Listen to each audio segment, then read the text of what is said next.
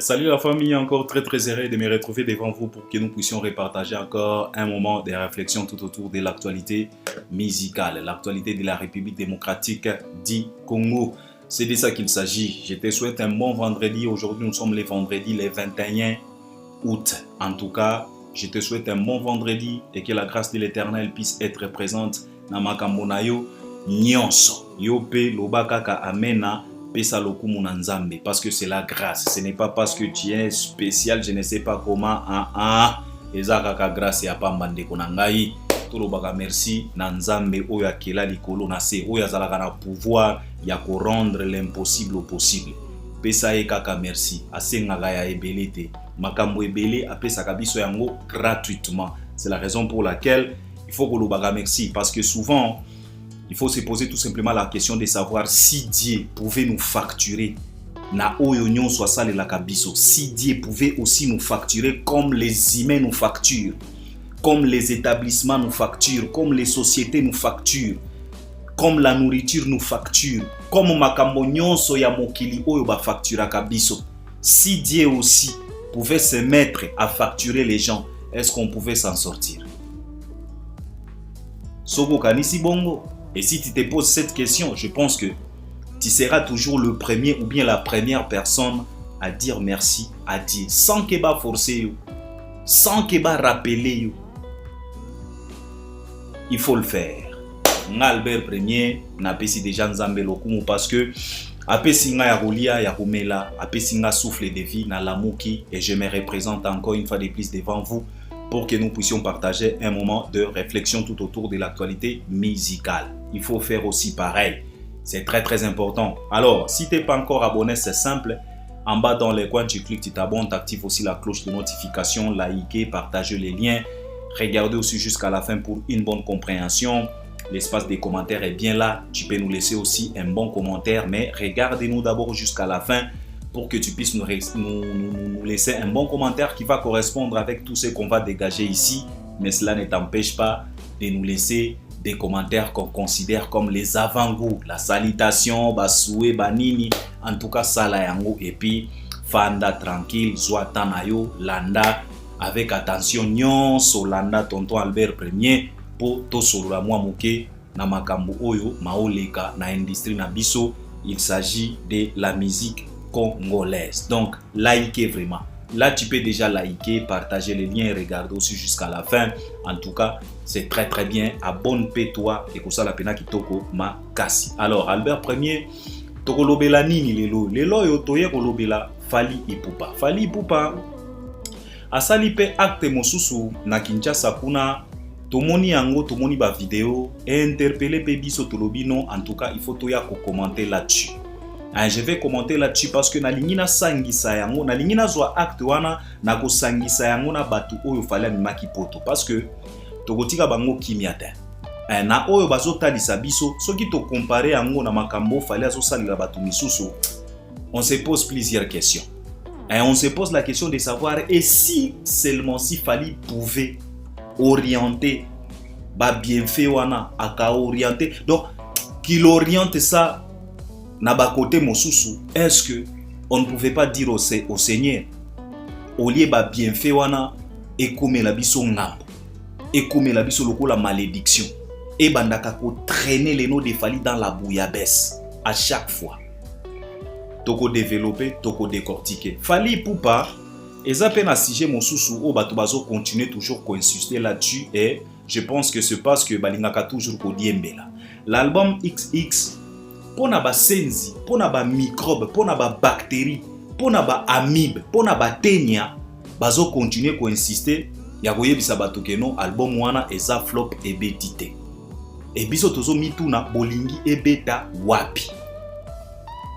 Toko essayer quand même ko décortiquer là-dessus. Et puis tokoya ko clôturer na Ferregola. Ferregola, l'affiche de son album Code 16 et puis les tracklist oyo et salimwa makele les misusu bazo seka misusu bazo kamwa et puis toko essayer quand même ko remettre ba fanatique et artiste oyo sur les rails parce que bango bazalaka boye na yebaka te soki nani mutu apesa bango cours ya ko communiquer tout autour ya ba événement et artiste na bango parce que ils sont tellement experts à désorienter la communication tout autour. Il y a ba activité, il y a artiste na bango. Babandi déjà makambo akoloba keno code 16 wana e bangisi bakomi ko finga batu e komi suki ndengene. Alors on va vous aider quand même de pouvoir vous remettre sur les rails total sabino ba réalité parce que wanande musala na biso. C'est de ça qu'il s'agit, comme on a toujours l'habitude de vous le dire que le monde est au courant de tout. L'appareil VAR a été déjà installé dans notre musique. On ne tolère plus la bêtise dans notre industrie. Si tu déconnes, on va te remettre à ta place. Si tu dérailles, on va te remettre sur les rails. Sur les champs, ça ne traîne plus, sans ne dire pas. Même Fali Oyaye la biso kosa leka et simbagali susute. En tout cas, kosa leka et simbagali susute parce que biso tokotika yote. Tokotika la yo 24 h. So ki okosi na 8h05, 8h06, prépare-toi. Tokoya pour rappeler que non. Na makambo lobi wana okosi. Alors toko essayer quand même kozongisa bango sur les rails parce que on a comme l'impression bato yo bazo comprendre et on se pose la question de savoir bako comprendre ka makambo mokolo nini parce que tant ezo kende artiste azo koma na ba cinquantaine mais bango bazo comprendre te. On se pose maintenant la question de savoir bako comprendre ka mokolo nini. Donc c'est de ça qu'il s'agit pour comprendre ba sujet au tokolobela. Alors soyez là présents.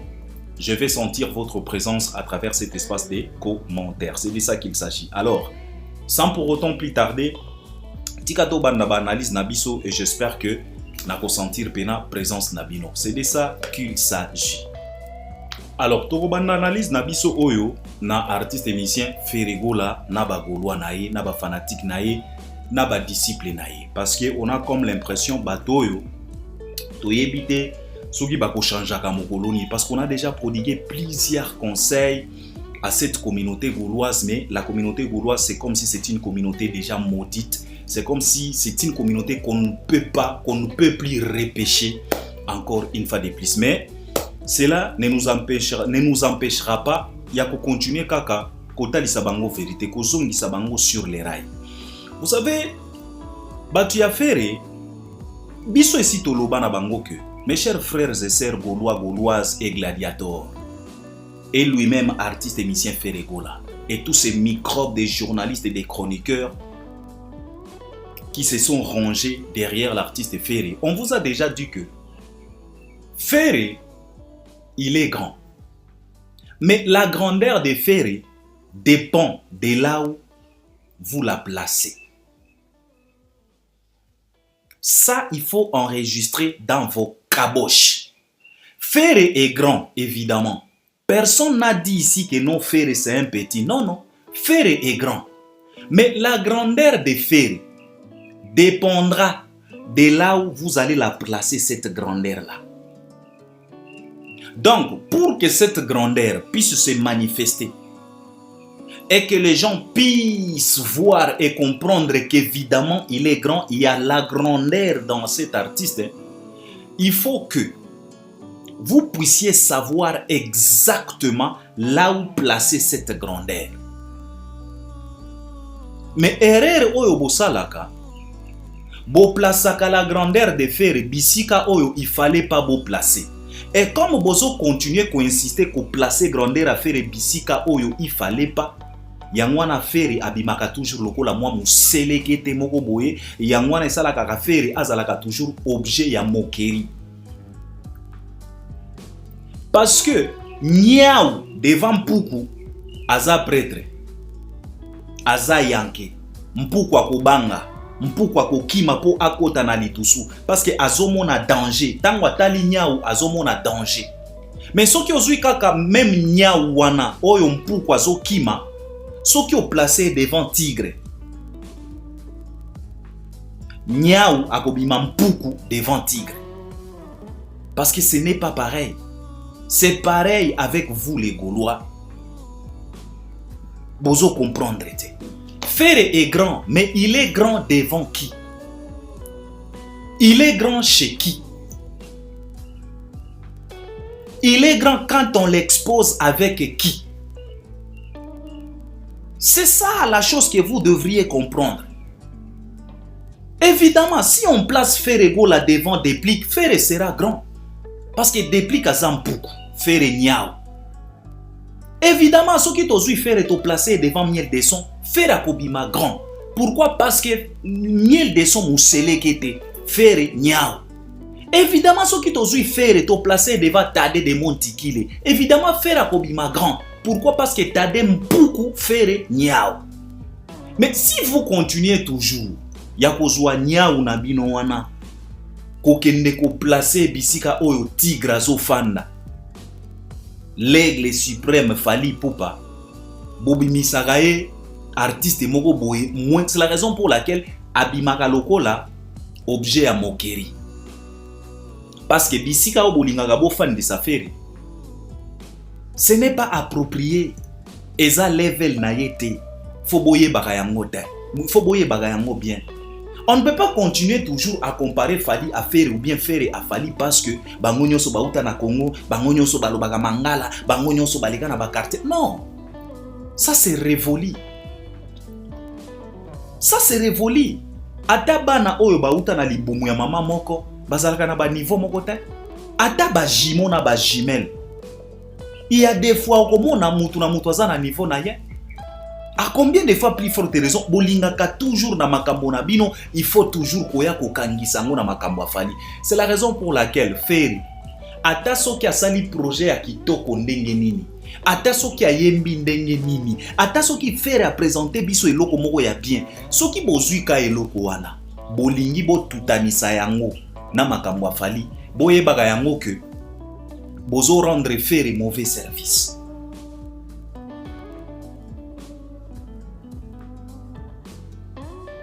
C'est de ça qu'il s'agit. Eza lokola ozui pirogue moko ya kitoko. Kamwa pirogue moko ya kitoko, ba pakola langi, batia ba design mais etikali ka pirogue. Ok ko tutanisa yango sikoyo na ba pakebo. Ba big ship to mona kana ba poto. Pirogue wana ata soko pakola yango rangi. Omoni ba pirogue ya ba Sénégal ndenge ba dekoraka yango. Soko zui pirogue wana, soko keko tutanisa yango. Omoni pirogue wana, soko zo tambola yango moko na fleuve okosepela. Kitoko, ba ancre, ba proverbe, ba komi, ba banini. Mais soki sikoyo pakebo eleki pembeni ya mwa pirogue wana. Misu ya batu ekolongwe pa ya pirogue wana eko fixe mbala moko na pakebo wana. Yango nde bosalaka borandaka Ferry papa borandaka Ferry mauvais service.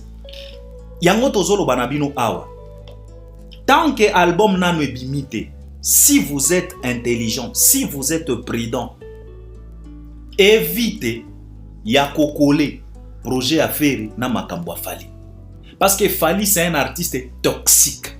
Fally ne pardonne pas. Tolobaka yango boye bokanisaka tozo exagérer. On n'exagère pas parce que c'est l'expérience qu'on a vécue dans la République démocratique du Congo pendant plus de 20 ans. À chaque fois, ce qui fait bozo lingaka kako tout anisa na Fally pendant plus de 20 ans. Ferry abimaka toujours l'échec. Ferry azindaka toujours. Ferry adindaka toujours. Ferry a disparaîtraka toujours. Ferry azalaka toujours paralysé. Alors pourquoi insister? La réalité vous a déjà montré que à chaque fois, bozalaka na mo habitude, ça l'habitude, bad behavior, bad manners, ya ko faire coller Ferry na Fally, Ferry abimaka toujours victime. Pourquoi ne pas abandonner cette stratégie? Nanu boté ya matin. Combien de beaux albums, combien de belles albums que Ferry nous a proposé, mais les cas et pourquoi? Parce que besoin yango, botutanisa yango na ba projet à Fally. Vous avez déjà sacrifié combien de projets à Ferry Gola? Ezalaba single, ezalaba album, ezalaba concert. À chaque fois, bolingaka toujours ko tutanisa yango na makambo Fally, Ferry abimaka perdant. Est-ce que nanu botimba te? Pobotika, Poboluka stratégie mosus. Pourquoi voulez-vous toujours sacrifier cet artiste? Jusqu'à quand? Ferry azalaki na ya mobimba, azo respirer bien, bokoti sa ye comment?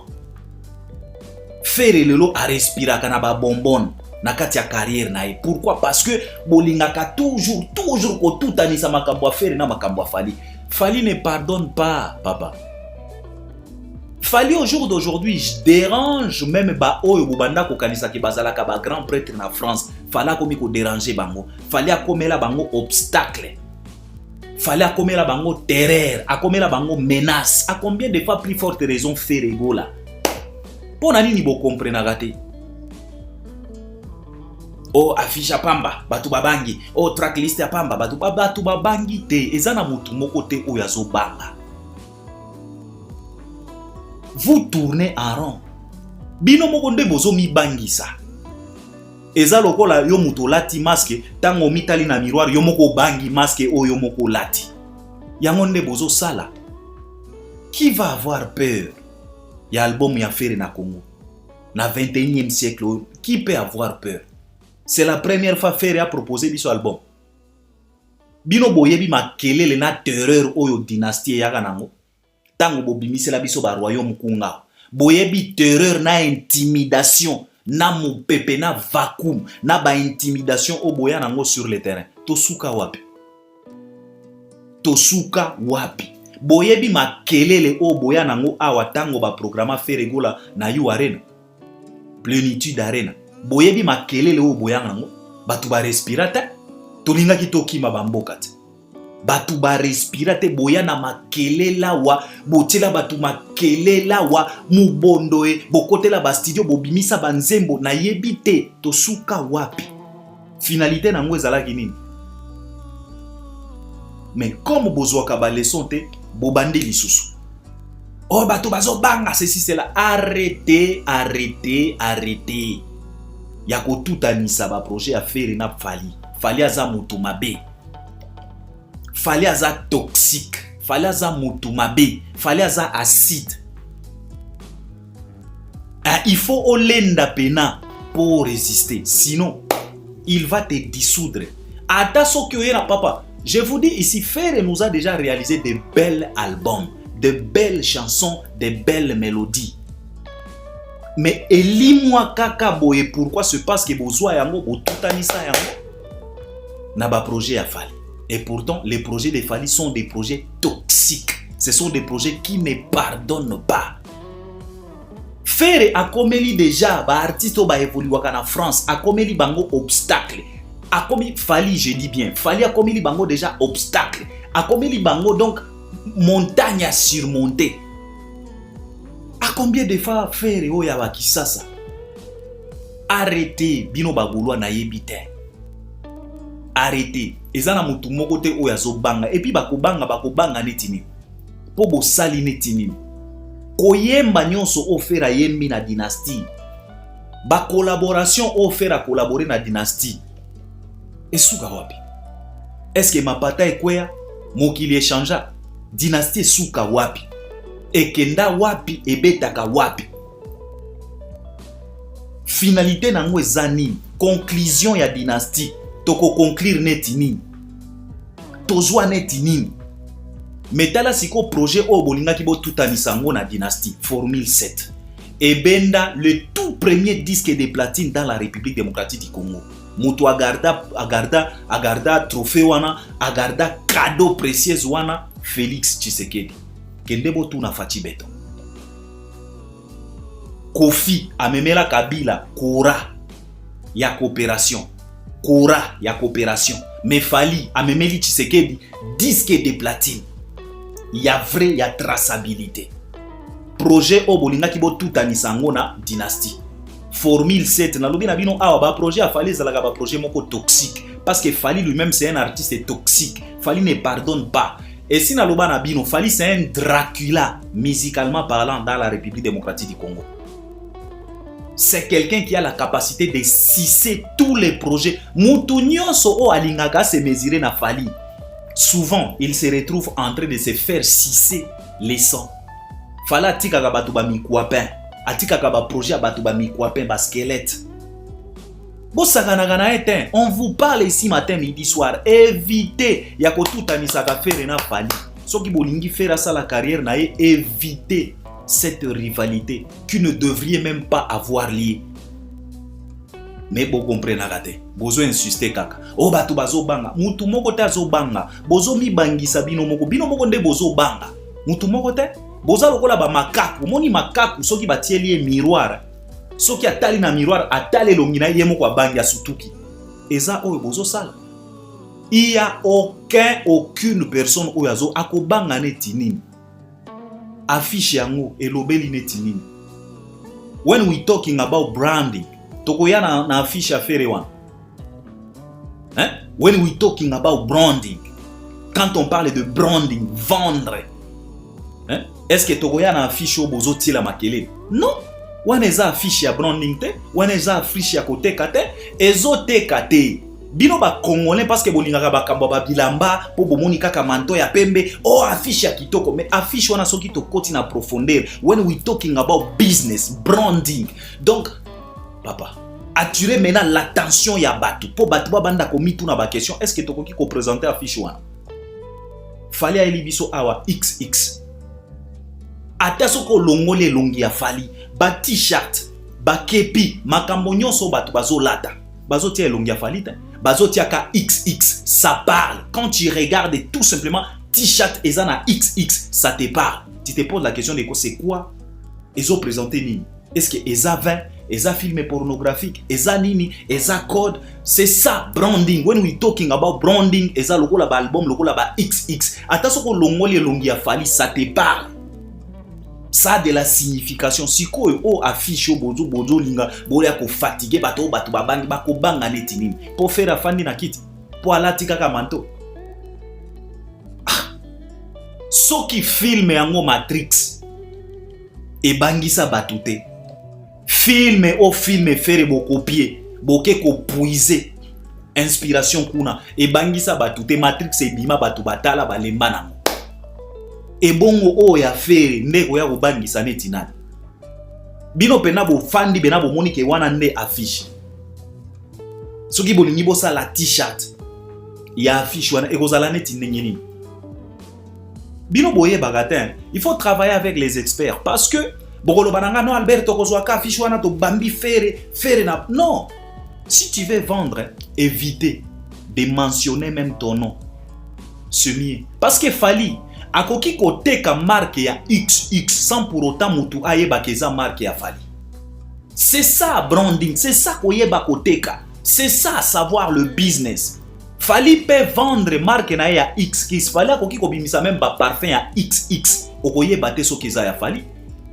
Parce que kombo ya fali ezate eza lokola attitude. Voilà quelqu'un qui réfléchit, voilà quelqu'un qui maîtrise bien le branding, qui maîtrise bien du business dans l'industrie. Abimise liyo attitude. Okoye baten soki eza ya fali. Soki bayo balobi na yo te okoye baten soki attitude eza ya fali. Bato ebele balataka marque et attitude sans les savoir. Bagolois ebele se retrouve avec le marque et attitude sans les savoir que eza marque ya fali. C'est ça. Mais bino bozoti la biso makele affiche nini. Kapona manto. Ah, papa. Il faut oye baka.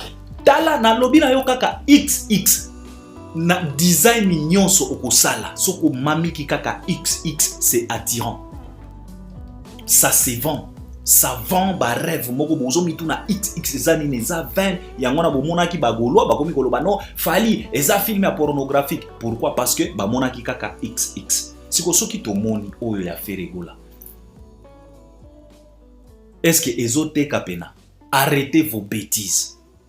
Arrêtez vos bêtises tozolo banabino. Nano album ebimite. Évitez ya kolinga ko tutanisa makambo aferi na makambo afali. Fali ne pardonne pas. Bozo risqué. Biso tolobaka boye, mais bo comprenaka biso te. Arrêtez ça.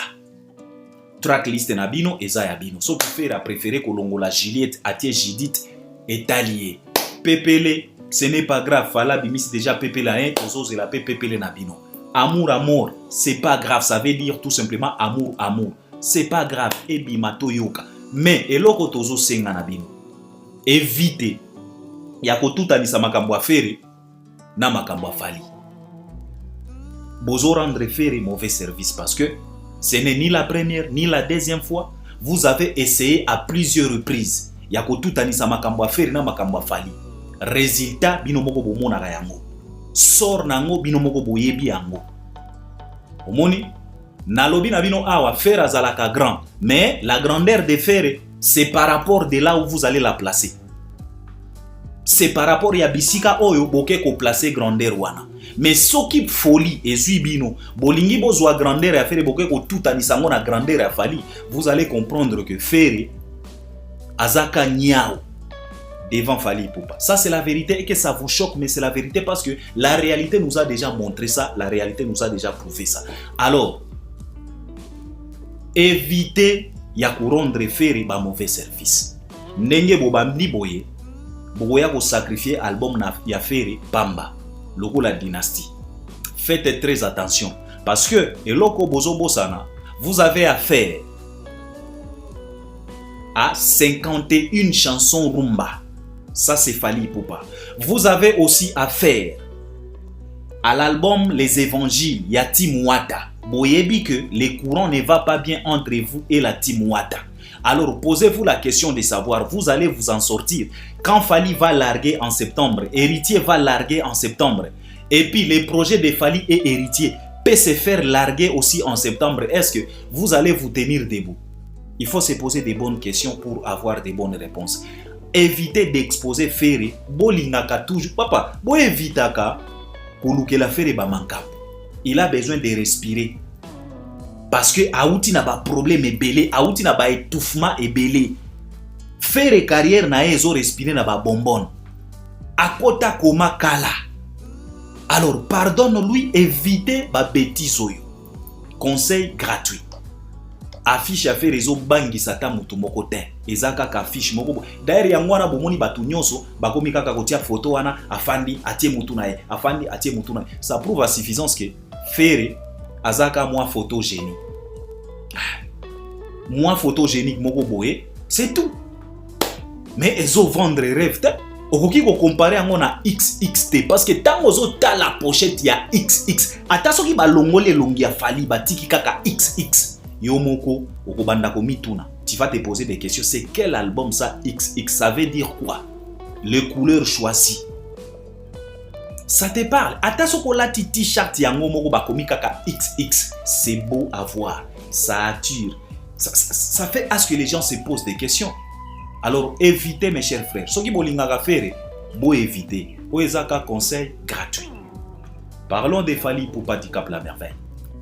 Alors Fally Ipupa avant na simba ba action humanitaire nae via sa fondation Fally Ipupa FIF, Fally Ipupa Foundation. Je vais encore une fois de plus parler de cet album XX que ces microbes des Gaulois considèrent comme un album flop. L'album ne cartonne pas, album ezo bétaté, ceci cela. Il y a même un microbe qui a déjà encaissé plusieurs années en Europe. Mais comme il a les virus congolais, il a les vaccins, il a été vacciné depuis les ventres, depuis les entrailles de sa maman. Azo comprendre. Malgré les années qu'il a déjà encaissées en Europe, azo comprendre kakate. Musenzi mogoboy. Donc ozomona mutu afanda na Europe. Kombo na eyebana des années et des années. Ba artiste ba salaye confiance. Alia mbongo a escroquer ba artiste na ba clip na bango ti lelo azo continuer ka ko escroquer. Mais ti sikoyo azo comprendre kakate. Donc bololé à mobali donc ebembe mort vivant. Azo tia ba publication na pour na insinuer que l'album de Fally est un flop. Avec toutes les collaborations qu'il a eu à réaliser dans ses projets XX. Vous savez mes chers frères, et si tu expliquais Bino que le monde change, le monde évolue, les choses évoluent du jour au lendemain. C'est la raison pour laquelle Alpha Blondy il nous a chanté une chanson pour nous dire que tout peut changer, mais sauf les imbéciles. Seuls les imbéciles, c'est les idiots, c'est les macaques, c'est les microbes qui ne changent pas. Tout peut changer. Mais sauf les imbéciles ne changent pas. Le monde bascule du jour au lendemain. Les systèmes changent. That's why, ba président, ya ba mboka minene ou ba mboka e dirijaka monde, ba fandaka pour ba voter.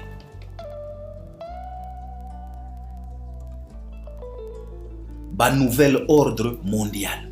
Ce n'est pas pour rien. C'est parce que le monde doit basculer. Les choses doivent changer.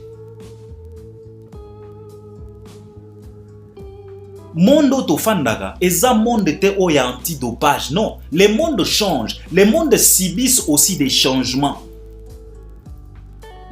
Alors, si le monde bascule, il faut que les habitants puissent basculer aussi avec le monde. Et si toloba na bino awa que omoni ba mankambo ya koloba album ezo beta te, o album ezo beta te na bafle, album ezo yo kanatin, c'est révolu cette façon de voir les choses. Cette conception là, on a déjà, c'est révolu. Cette conception reste archaïque. Yababilobela mwanzawana. Oh, album ezo beta te, album ezo beta na bafle te. Quel bafle? Parce qu'au jour d'aujourd'hui, on a plusieurs baffles. On a les baffles locales, les baffles internationaux ou bien internationaux. On a aussi des baffles numériques. Alors, si tu viens pour nous dire que album ezo yo kanate na baffle, de quel baffle tu nous parles? Omoni onyonso ezalaka kibusenzi ya biso ba congolais parce que tozalaka pena ba senzi. Pourquoi? C'est parce que congolais bisika nyonso afandaka akanisaka ke makambo nyonso esukaka kaka na Congo. Et pourtant le monde est vaste. Le monde ne se limite pas tout simplement au Congo. Le monde est vaste. Le Congo ce n'est qu'un petit pays parmi tant d'autres sur terre. Mais pona busenzi biso tokanisaka ke mokili oyo makambo nyonso ya mokili esukaka kaka na Congo. Et ça n'a pas commencé aujourd'hui parce que même la nuit des temps, c'est la raison pour laquelle obanda komona bazairwa mosusu babanda kobenga ba président ba mboka mosusu ke Mobutu ya Rwanda o Mobutu ya Burundi, Mobutu ya Uganda. Donc président ya mboka mosusu bazairwa bazobenge Mobutu. Donc pona bango c'est Mobutu ou rien.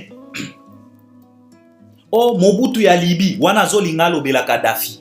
Ole aloba Gaddafi, Mobutu ya Libye. Oh, Mobutu ya Tanzanie, wana zolinga lobela président ya Tanzanie. Soka linga lobela président ya Rwanda, oh Mobutu ya Rwanda. Soka linga lobela président ya Burundi, oh Mobutu ya Burundi. Soka linga lobela président ya Gabon, oh Mobutu ya Gabon. C'était comme ça les Zaïrois. Pourquoi? C'est parce que on est resté nayebitin. Donc nous on se contente que na confort na biso ya ki congolais ki busenzi otozalaka nango. Donc cela veut dire que soki eloko ezo sala makelele na Congo te, c'est que eloko wana esimbi te. Mais ironie du sort okomona congolais azo benga maître Gims grand prêtre. Azo benga grand prêtre wapi na France te na Kisasa. Azo benga maître Gims grand prêtre na Kisasa. Et tu vas lui poser la question de savoir si quoi ozo benga maître Gims grand prêtre na Kisasa awa. Pour banzembo ya maître Gims ebetaka na Kisasa.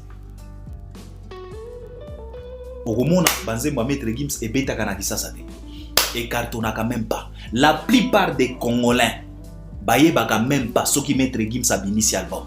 Mais pour lui maître Gims azaka grand prêtre. Siko aza grand prêtre pour na nini parce que banzembo na ebetaka na Kisasa te. Siko aza grand prêtre sur base ya nini. Mais kaka réalité wana soki aye ko retrouver ngwe pa ya Fally et komi problème. O album ya Fally flop.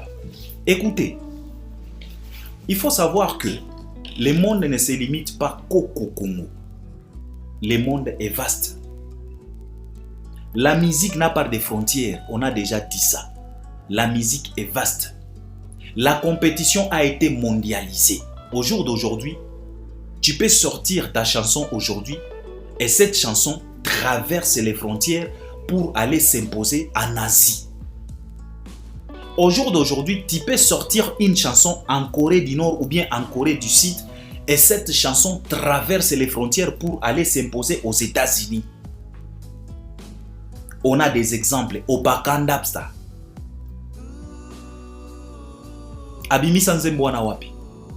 Mais cette chanson a traversé les frontières pour aller s'imposer partout dans le monde entier.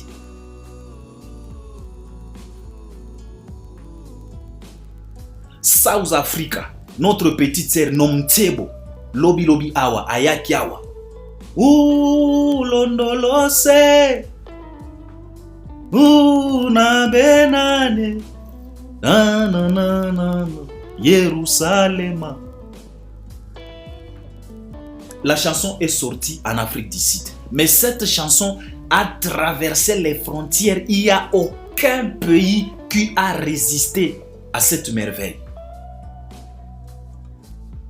Jérusalem. Sikoyo, bino ba Congolais, soki eloko ezo yokana na Congo te do flop. Écoutez, le monde évolue. C'est révolu ba réflexion à l'olenge wana. Ezaka ba makak na ba indigène de bazo tikala toujours bâclé na ba réflexion à l'olenge wana. Et puis muto azotia ba publication wana afandaka na poto. Azolo banayo keno album wana eza flop. Et pourtant kaka na poto oye afandaka album wana et détrôna tous les projets en France pour aller se placer numéro 1 na Top Snap. Top Snap oyo ba Maître Gims bazalaka wana. Ba Dadju, ba Damso, ba Aya, ba Nani, ba Max Pokora, tout le monde. Oli et Big Flo, Amel, Vianney et les autres. Bazalaka na top ya Snap. Mais Fally a détrôné. Avec quel album XX. Mais okomona kafar moko boye nyangala kata bolole zoba kizengi et bembe mort vivant azoya koloba na yo keno album wana eza flop. Flop par rapport à quoi? La musique n'a pas de frontières. Et il faut savoir. Au premier lieu, il faut d'abord koyeba. Mon tout temps oiseau ça la projet naï. C'est quoi la vision derrière ce projet? Ou bien ces projets? C'est quoi l'orientation? Azo ça la projet wana pona komema yango wapi, po ateka yango wapi. Faut d'abord commencer par là. Est-ce que Fally, quand il a enregistré album XX, il vous a dit que cible nae eza pena ba Congolais? Il faut d'abord kobanda par koyeba c'est quoi les cibles de l'artiste. Il a enregistré des chansons comme Alifa, des chansons comme Jam, des chansons comme With You avec Angélique Kidjo parce qu'il ciblait vraiment les Congolais. Est-ce que quand on écoute la chanson comme Alifa, ça c'est la variété congolaise? Boya kotie la batu bakelele o album esimbite wapi? O album ezo yo kanate na bafle, de quel genre de bafle que tu nous parles? Parce que bisika oyo orientation et album wana ezalaki orienté, album wana ezo cartonné. Ezo enregistré ba chiffre. Ezo yo kanana na ba bafle actuel, ba plateforme. L'album c'est au-delà de plus de 100 millions de streams na totalité à ba plateforme nyonso. Sikoyo bafle yo ozo linga oya kotalisa bato eza bafle ya wapi? Bafle ya Kingakati, bafle ya Maluku, bafle ya wapi? Bafle ya Kolwezi. Quel genre de bafle oyo ozo linga oya kotalisa biso? Il faut d'abord koyeba projet wana basalaki yango pona cible nini. Quand Fally enregistrer XX, il ciblait quelle population? Il ciblait quel marché? Au jour d'aujourd'hui, Fally, il est programmé dans O2 Arena. Il va prester là-bas. Il va interpréter sa chanson Jam avec Wizkid. Et ça sera un carton total. Si vous n'avez yo bololé nyama zoba, vous voyez que no album est simité. Pourquoi? Parce que l'album est bêti na kisasa te. Et puis il faut que la kisasa yango ya wapi. Parce que kisasa peut être na ba coin. Kisasa peut être na ba quartier. Kisasa peut être na ba classe sociale. Quand tu nous parles de bafle, tu nous parles de quel bafle? Bafle à classe sociale nini? Parce que kisasa peut être na ba classe sociale différente. Mutu na mutu na bafle na ye. Siko bafle tango ya gozolo banabiso ke album ezo yo kana na bafle. De quel bafle que tu nous parles? Bafle à classe sociale neti nini? Oyo album a fallu zo betate. Toutes de belles nanas qui réalisent, qui font des challenges avec l'album XX. Yozo mona bangota. Musenzi mogoboui ofanda na poto pendant plusieurs années, mais otikalika bololé soba nyama inutile dans la société. Et puis tango tolo bagaboui o Albert Bozo finga batu. Évidemment, on doit vous qualifier tel que vous êtes. Vous êtes que des inutiles, des maudits, des malédictions de la société. Au fond, na poto pendant plusieurs années, au lieu d'aider la communauté, au lieu d'être utile pour la communauté, non, tu te donnes quand même le luxe de désorienter bateau. Au détriment, il y a fait. vous êtes malade. Fally ne réalise pas, n'enregistre pas des projets juste pour enregistrer, non. C'est la raison pour laquelle l'album n'a nyonso ouvert. Et ça l'a distribué, produit par Warner. Mais ce qui est l'album Rumba, comme on a Fally et on a une victime à produire, Warner est distribué caca. Ça ne vous dit rien. C'est un artiste qui sait exactement comment faire la part des choses. Ayebi cible naye. Et il a été gagnant dans ça parce qu'il a parvenu à rassembler la communauté nyonso. On s'est tous retrouvés sur une même table en train de déguster la musique de Fally. Et la musique urbaine, la musique ouverte ou bien la musique rumba. Fally, à Coca, il a réussi. Si vous avez oh musique ezobeta wapi. Ezobeta neti wapi. Ça dépend de la classe sociale na yo. Nzembo loko la wivyu. Nzembo loko la lonely. Yo koki koyoka yango parce qu'ils ont la classe sociale na yo ta. Ça ne te concerne même pas. Oza kaka victime. Banzembo yo il faut koyoka ezaba kikangi yo. Yo kana no titre kikangi yo. Nde banzembo il faut koyoka. Ba Romeo na ba Judith, nde banzembo bino il faut boyoka. Mais when it's about lonely, when it's about with you, when it's about amore, when it's about lost, et sa classe sociale na yota, évidemment tu ne peux pas te retrouver là-dedans. Papa, et ça na ba magasin misusu, na ba hôtel misusu, bazalaka na besoin de clientèle et belete. Ça il faut le savoir parce qu'il faut tout éduquer bino. Il faut tout banda kotali sabino ba réalité. Bozo fanda na ba poto yango mais bozo comprendre ba poto te. Ezalaka na ba magasin, ezalaka na ba shop, ezalaka na ba hôtel misusu, bazalaka na besoin de clientèle et belete. Pour eux, des clients suffit. Pour que hôtel écoute sa recette. Omoni, bino bokoki kokende na hôtel moko boye engulu pa bo fandi na hôtel botie makelele bokanisi ke non hôtel wana esimbi, hôtel wana ekoti simbongo. Mais ezaka na hôtel moko oyo bakoki koyamba kaka Rihanna.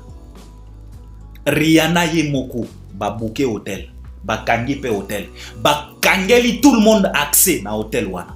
Bino boye engulupa, chambre bozo futa 10 euros. Boza 1000.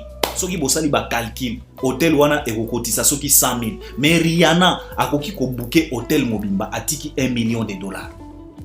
Siko yo koya koloba hôtel wana ezana ba cliente parce que bayambi kaka Rihanna. Non. Ce qui compte c'est la valeur. Ya client oyo akoti. Na poto atofanda na ba poto ezana ba magasin misusu des clients bakoti bakangi magasin. Oye wana balobi na non close, to fermé. En tout cas, il y a pas accès. Il y a qu'à lobby. Pourquoi? Parce que Beyoncé a écosé la shopping. Bakangi magasin. Parce que bayebi très bien que recette oyo magasin wana ekoti saka par jour. Beyoncé a ko doubler ou bien a ko tripler yango. Siko yo soki o moni Beyoncé ye moko na kati ya magasin wana obandi ko loba ke no magasin wana esali mpiaka esali flop parce qu'il y avait pas beaucoup de clients. Non. Il faut oyebaka. Bokoki ko tonda na kati ya magasin mais bozo somba ni. Bozo somba ba biloko ya ba 5 euros, ya ba 7 euros, bozo somba to ba biloko ya ba 10 euros. Mais Beyoncé tango akoti na kati ya magasin akoki kozwa biloko o eza na valeur ya 1 million d'euros. Alors mokolo magasin azana tina te ya koyamba ba client ebele parce que Beyoncé suffit pour lui. C'est pareil, ça dépend. Yo zolo album ezo betate pourquoi? Parce que l'album ne fait pas du bruit na kisasa. Oh papa. Album wana ba orienta yango eza na orientation nango précise. Omoni album wana eza na orientation nango précise et puis là où Fally a orienté cet album tozo mona ba fruit nango ba record ba stream. L'album est toujours présent dans les classements top 200 ya Snap. Tilelo, ça fait plus de 4 mois, presque plus de 4 mois. L'album est toujours présent. Les streams explosent. Banzembo presque nyonso et dépasse déjà barre à 1 million de streams. Mais au Goya outil la batu bagelele, oh album ezo betate, album ezo betate. Oh tozo yo ka ngona baffle. Quel baffle? Baffle na yo wana. Eza na classe sociale ni. Parce que même na Kisasa, o bozolo baki album ezo beta te. Album wana ezo beta, eza na classe sociale oyo album wana eza destiné, ce n'est pas pour tout le monde. N'empêche yo ka exemple, la chanson comme Alifa, ça ne te concerne pas, ozaka victime ya pamba parce que oko comprendre nzembo wana te. Eza ya niveau na yo te. Cette chanson n'est pas de la même acabit que toi. Banzembo oyo il faut yo kezaka ba Kikangi ou ba Romeo et Judith, ba Nini. Voilà. Ba éliminer. C'est ça. Mais quand on te play Alifa, tu es qu'une victime, papa. On peut comprendre. Alors arrêtez un peu, arrêtez. Si oso maîtriser ma kambotin, kangaka mbanga na yo ndeko mobali, ofandi na poto pendant plusieurs années. Pesa pe poto yango valeur. Pesa pe poto yango valeur. Parce que c'est honteux. Et ça fait pitié de voir quelqu'un qui a déjà encaissé plusieurs années na Europe, mais otikalika musenzi. Naba o biso toye na sima, mais on est évolué. À travers même ma réflexion. Bouzo bati na niveau oyo pourquoi ndeko? Hein? O nyonso bolinge kaka bo faire ko diembelisa album ya artiste na bino papa. Na lobi na yo boy. Fali ndenge bomona kaye wana. C'est un Dracula dans l'industrie musicale congolaise. Fali c'est un Dracula. C'est un danger. Soki olingo s'affronter nae o tout anisa mutu na bino nae. Fali akosise makila artiste na bino akotika la mikwape. Tala carrière ya faire ndenge tikali mikwape. Ezalaki ya kovimba.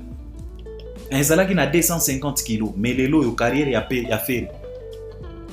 Ezo peser lokola Bob Marley. C'est ça le problème. Pourquoi? Parce que bolingaka toujours pour tout anisa carrière ya faire na Fali. Et pourtant quand la carrière ya faire banda ko peser ba 250 300 kg, mais lelo yo et souka na ba kilogramme ya Bob Marley parce que Bob akufa soki na 45 kg, soki na 15 kg na ebite. Alors il faut faire très très attention. Koya ko. Non, arrêtez. Soki ozo comprendre makambotin fanda na kimia. Omoni? Soki ozo comprendre loko moko ten. Tu n'es pas averti, tu n'es pas à la page malgré ko fanda na poto. Ozaka zoba musenzi. Album est simbite. Et simbite pourquoi? Tu nous parles de quel baffle toi? Ba baffle kese ni papa. Baffle à Los Angeles na baffle à Kingakati et à ndenge moko ten. Ozo comprendre? Voilà. Il faut qu'on comprenne na makambo. Soki bozo comprendre te, bo kangaka ba mbanga na bino. Album ezo cartonné te, album o wapi ozo lobela. Eza na niveau na yota. Vous n'êtes pas de la même acabit avec la musique que Fali propose. Ce n'est pas votre niveau. Bobi makaba senzi na ba album ya Fali, Bobi makaba senzi na banzembo ya Fali. Ça ne vous concerne pas, vous êtes que des victimes. Alors souvent, kangaka ba mbanga na bino. Clôturons avec Fali Ipupa Handicap la merveille. Alors, clôturons avec le geste humanitaire au Fali Ipupa Azo multiplié dans la capitale quinoise, Kinshasa. Fali Ipupa avant-hier, il a réalisé d'autres gestes humanitaires via sa fondation Fali Ipupa Foundation. FIF, Fali Ipupa Foundation. Fali akendaki na hôpital ya Njili, hôpital 7, apesaki ba couveuse, apesaki ba machine à laver, na ba médicaments, ba provision ba médicaments pour bâtir un stock pour aider ba patients. Après Fali, il a offert aussi d'autres choses et puis par après, il a offert des motos à des jeunes et puis au jour d'aujourd'hui, Fali vient d'offrir 13 machines à coudre na ba étudiants, ba stagiaires si je peux le dire ou bien ba étudiants ou bien ba personnel, il y a c'est Flitex, hein, si je dis pas de bêtises, Flitex. Ouais, Flitex, na Kinshasa. 13 machines à coudre. Totali vidéo, bah tu as Flitex, Baye, Bapesi. Merci na bango et pas artiste et musicien Fali Ipupa les chevaliers. Alors, tant qu'on a zo mon aba geste oyo, nazo yo kamote ma passi. Pourquoi? C'est parce que Albert Premier nazalaka toujours na habitude ya kolobela Fali que na batu nyonso na ba congolais nyonso que tosengaka Nzambe apesaka biso bwanya arevelaka biso de là où on doit orienter nos bienfaits. Parce que vous savez, La bénédiction. Ezalaka lokola calcul. Soki ba yebaka soki boye bakate. Dans la Bible, la bénédiction na batu oyo batimba. Bénédiction, ezalaka lokola calcul. Pour que tu puisses être béni, ça demande un peu de calcul, des révélations. Ça demande aussi la précision. Parce que il faut mieux te positionner pour que la bénédiction de Dieu puisse te retrouver. Souvent, la bénédiction de Dieu ne nous retrouve pas parce qu'on est mal positionné.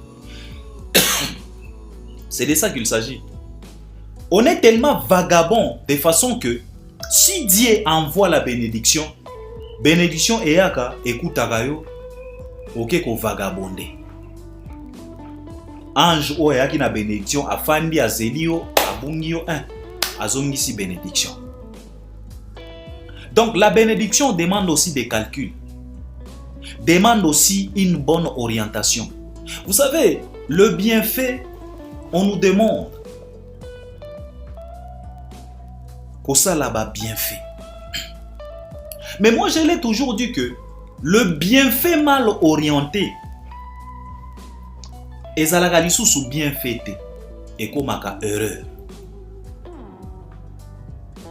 Et là où les erreurs sont commises, ça engendre toujours des difficultés. Bamakambo moko boezanga tina. Yango bomoni, yango bozomona, yango tokomona kakaka. Au moment où tozo parvenir te ou bien tozo senga na nzambe te, aedaka biso, apesaka biso boanya mayele sagesse ya koyeba ndenge nini tokoki ko orienter ba bienfait na biso. Parce que j'ai comme l'impression souvent tosalaka ba bienfait et pas ya ba wrong persons et pas ya ba wrong destinations. Ba bienfait na biso to orientaka yango mabe. Bisika oyo il fallait pas to mema ba bienfait na biso.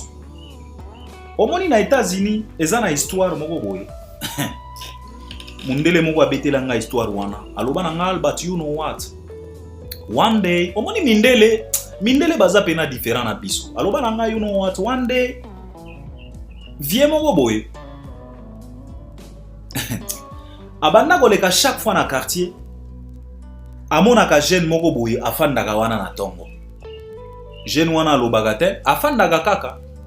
Sikoyo, vie wana banda koleka. Tango azotala jeune wana ayokeli ye mawa. Boyebi très bien que ba mawa o toyokelaka batu. Enkoni moko boyo moni oyokeli ye ka mawa.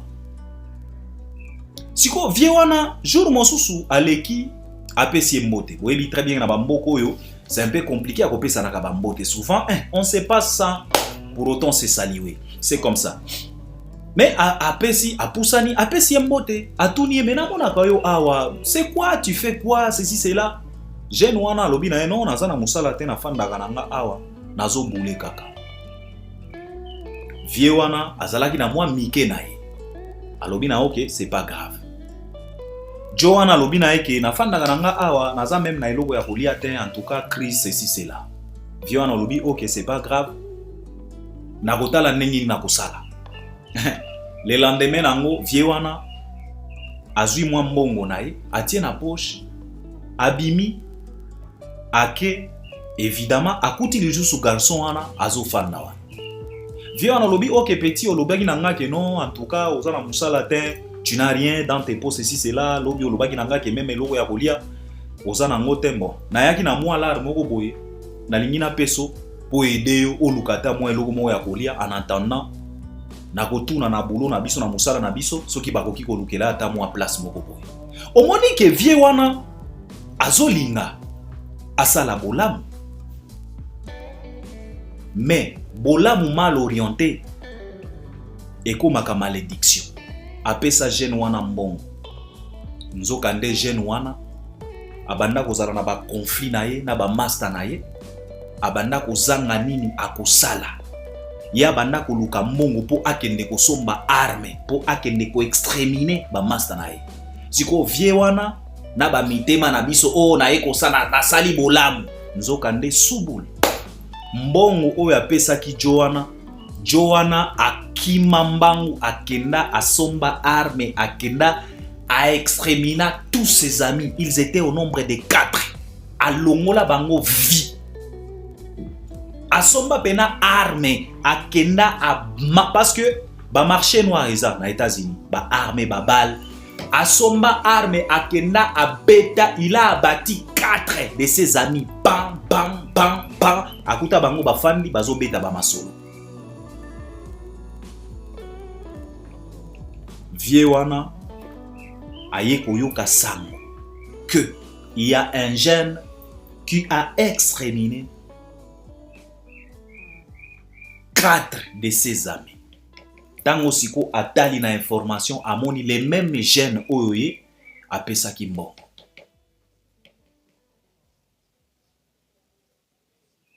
Bolamu mal orienté et comme ma malédiction. Pourquoi na lobby boy? C'est parce que tant on a zomona le bienfait de l'artiste émissien Fally Ipupa interpella kanga et rappela kanga batu oyo Fally amema na poto. Au moins batu ebele bayaki la bayela kabiso Albert, c'est comme si banda kolinga te au moins Fally bolamu. C'est bien ya kosala bolamu. Mais il faut que senga ka penzambe apesa kabiso sagesse qu'il nous révèle de là où on doit orienter ba bolamu na biso. Parce que ngana zolo bana bato Fally amema na poto. Oyo bayoki sa Fally soni. Oyo komema bango na poto au lieu ezala bénéfique pour la République, au lieu ezala une fierté pour Fally na équipe nae et comme la Fally malédiction et comme la Fally tache noire parce que à chaque moindre de leurs bêtises, c'est le nom de Fally qui est traîné dans la boue. Et comme la malédiction Fally Ipupa. Tango siko na zo mona Fally azo sala ba œuvre ya boye. Ba geste ya boye. Et ça la ganga motema pasi. Yango na lingaki na interpeller batu o Fally amewaki na poto. Bande ko na ngai. Fally auti ko offrir 13 machines à coudre. Na bande ko na biso ya Flitex na Kisasa 13 machines à coudre. Bolandi ba témoignage ba remerciement na bango ndenge bazo remercier Fally. Ndenge bazo pambola Fally. Sikoyo nalingaki na tuna bino kaka. Bino bo décida ko zongi c'est la Fally ascenseur ya soni, ascenseur ya malédiction. Tous les dépenses que Fally a effectuées sur vous pour vous déplacer de Kinshasa en Europe à 8000 km de votre République démocratique du Congo, a fouté la bino ba billet ya ba Air France, a fouta nyonso a dépenser ba démarche ba visa pour na kokotisa ba dossier na bino. Posez-vous un peu la question de savoir na ba dépense nyonso wana. Fally pouvait acheter combien de machines à coudre? Baere mosusu bo fandaka bo mituna. Tomona bino na ba émission ko fanda ko sala ba calcul. Combien Fally a dépensé pour vous déplacer de Kinshasa en France, de Kinshasa en Belgique? Bo sala ba émission, bo rappela batu que Fally il a dépensé plus de 100 000. Alors je vous pose un peu la question de savoir, dans plus de 100 000, combien de machines à coudre Fally pouvait acheter pour offrir à des jeunes Quinois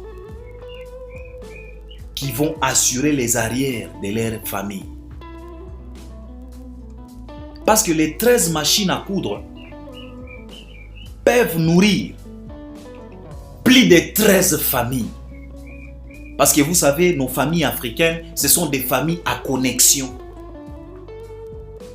Donc 13 machines à coudre peuvent nourrir plus de 13 familles.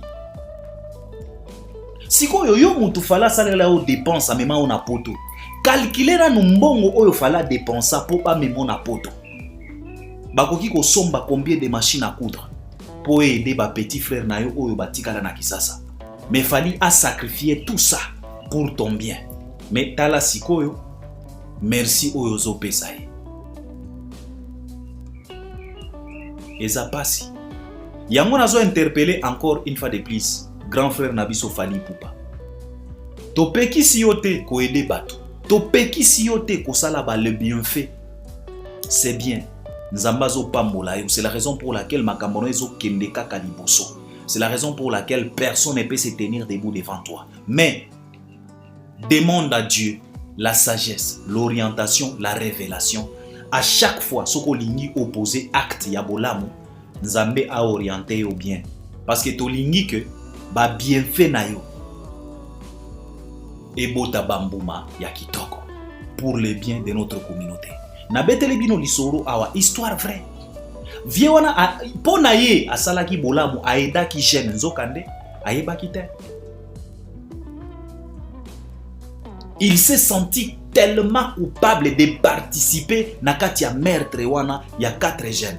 Parce que ye muto apesa ki mbongo po akende kosomba mondoki me abanda koyeba te.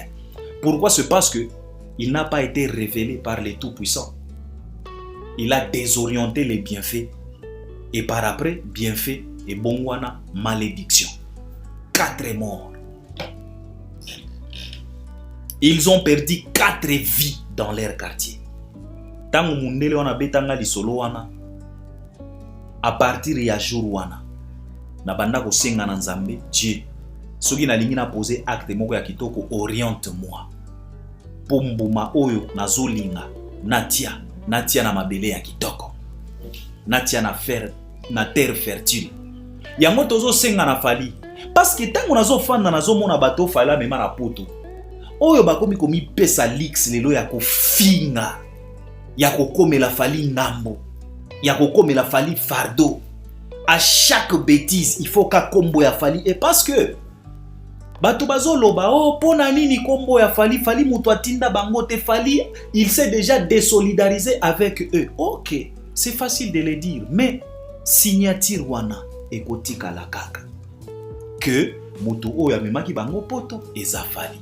Donc to mata to kita kombo ya fali ekotanga makakaka.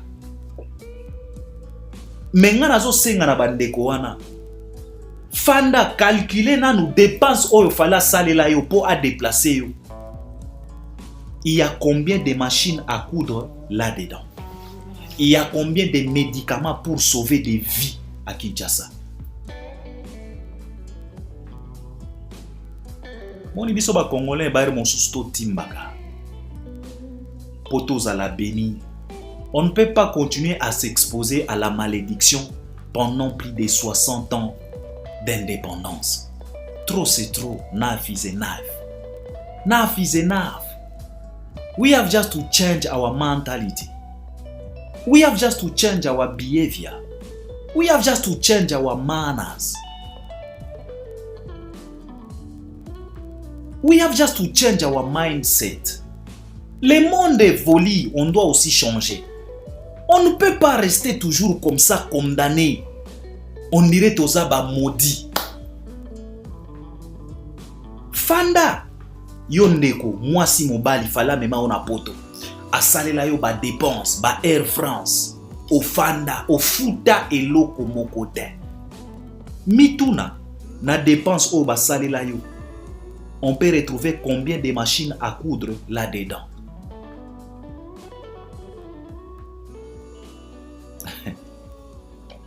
Fali, Nzamba pambola yo, abakisela yo ebele, et puis akobakisa kaka, et qu'il te protège parce que nous avons toujours besoin de toi. Osa fierté nabiso, osa modèle nabiso, parce que tu nous as tellement inspiré, tu nous as tellement éduqué. Tozwaka ba cours par correspondance, parce que c'est pas tout le monde qui a eu la chance de te croiser. Biso misusu tozwaka ba cours par correspondance, totala kaka nengozo sala na musika, biso pe to copier. To appliquer yango na ba vie na biso. Grand frère, merci. God bless you. Nzamba pambola pe famille na yo, mabota, musala na yo, nyonso oya yo et puis équipe na yo, nyonso na batu nyonso ba participaka.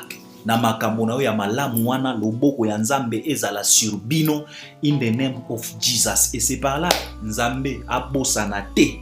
Album na yo oyo ekobima Delirium XX Nzamba tia loboko album wana ezala 10 fois mieux que Formule 7 in the name of Jesus. Et je pense que le Dieu, le véritable arosala likam arotia loboko parce que tu le mérites.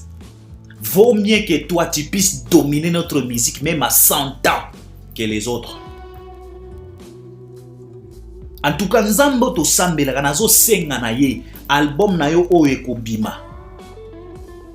Ezala 10 fois mieux que Formule 7. Et je sais c'est possible parce que na oyo zo sala nzamba gotika yote. Ba prière ya batu nyonso wana ekokende en 20. C'est de ça qu'il s'agit. Les Warriors, allez visionner les clips Lost. Boko misangwata na 1 million, pardon. Hein? Le lot tokomi déjà na plus de 2 jours, plus de 48 heures. Nzembo ezaka na 600 000 et quelques clips ya lolenge wana. Réveillez-vous, allez visionner les clips. Clip ya kitoko, nzembo ya kitoko. Pardon, bokende botala. Bozape na devoir ya kosilisa ba billet na Londres pour les 24. Les 25 c'est déjà complet. Félicitations à vous. We are so proud. Mais les 24, il y a encore quelques billets.